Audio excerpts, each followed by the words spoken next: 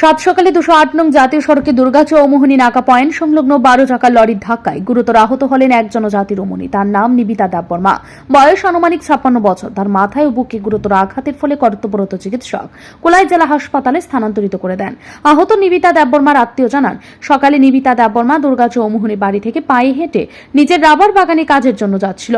এমন সময় আগরতলা থেকে দ্রুত গতিতে আসা TR01AW 1610 নম্বরে 12 চাকার খালি লরি পথচারী জনজাতি রমণী নিবিতা দেববর্মাকে ধাক্কা দিয়ে পালিয়ে যাওয়ার চেষ্টা করে, কিন্তু নাকা পয়েন্ট ডিউটিরত পুলিশ লরিটি আটক করে ফায়ার সার্ভিস কর্মীদের খবর দিলে ফায়ার সার্ভিসের কর্মীরা ঘটনাস্থলে এসে গুরুতর আহত জনজাতি রমণীকে বিমল সিংহ মেমোরিয়াল হাসপাতালে নিয়ে যায়।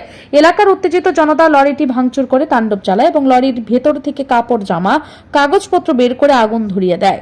সাংবাদিকরা ছবি তোলার চেষ্টা করলে উত্তেজিত জনজাতির যুবকরা বাধা দেয়। খবর পেয়ে ঘটনাস্থলে পুলিশ গিয়ে পরিস্থিতি নিয়ন্ত্রণে আনে। বর্তমানে জনজাতি রমণীর অবস্থা আশঙ্কাজনক বলে জানা যায়। কি হয়েছে ঘটনা?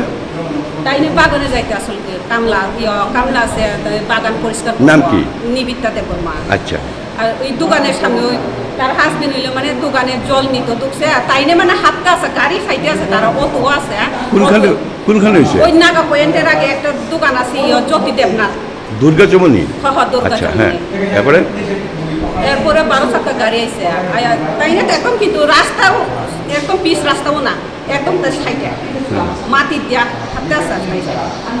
এমন সময় এমন ধাক্কা দিছে, ধাক্কা দিয়ে ওইটাই পড়ে গেছে।